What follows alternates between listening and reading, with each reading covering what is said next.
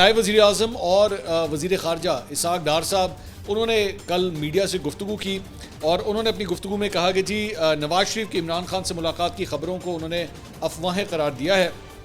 انہوں نے کہا ایسی تمام خبریں افواہیں ہیں، یہ کسی کی خواہش تو ہو سکتی ہے، حقیقت کا اس سے کوئی تعلق نہیں ہے۔ نواز شریف کی اڈیالہ جیل ملاقات کے لیے جانے کی بات صرف قیاس رائی ہے۔ بہت شکریہ آپ کا۔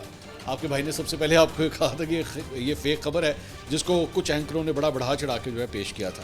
ان کا کہنا تھا کہ جب بھارت نے حملہ کیا تو ہم نے تمام سیاسی جماعتوں سے رابطہ کیا، ہماری متحد آواز پوری دنیا نے سنی، ہم سیاسی جماعتوں کے ساتھ مل کر چلنے کو تیار ہیں۔ اگر کسی نے ماضی میں کچھ کیا ہے تو قانون کے مطابق فیصلے ہوں گے۔ اسحاق ڈار نے کہا کہ پاکستان نے ایران پر اسرائیلی جارحیت کی مذمت کی، ایرانی ہمارے مسلمان بھائی ہیں، ایران نے بھرپور انداز میں پاکستان کا شکریہ ادا کیا، ایران کو بھی اندازہ ہو گیا کہ ان کا سچا دوست پاکستان ہی ہے۔ ایرانی پارلیمنٹ میں پاکستان تشکر کے نعرے لگے، شہداء کے جنازوں میں پاکستانی پرچم لہرائے گئے۔